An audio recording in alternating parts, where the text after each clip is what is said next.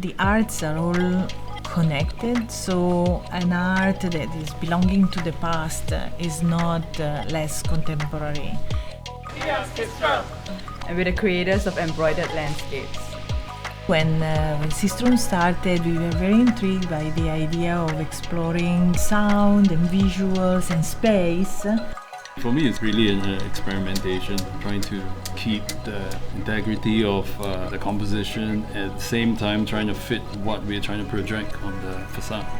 For like Tonight Festival, we were asked to think about a projection for Victoria Theatre and then using the Chinese opera to map onto Victoria Theatre because it was sort of to direct audiences away from the original purpose of what that theatre was meant for. There's a certain symmetry to a lot of these Chinese opera robes that also sort of mirrors the symmetry of the Victoria Concert Hall and Theatre. All the motifs and the patterns, we're using a lot of these symbols and all the rich meaning behind it to inspire us. To reimagine art is to share. Is to make.